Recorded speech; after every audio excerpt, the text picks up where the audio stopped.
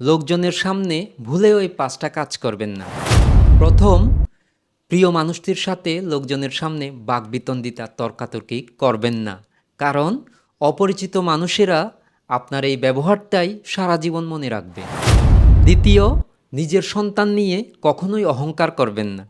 কারণ ঈর্ষা যদিও নীরব, কিন্তু এটা খুবই ভয়ঙ্কর। তৃতীয়, কখনোই দেখাবেন না আপনি অন্যজনের চেয়ে অনেক বেশি উপরে।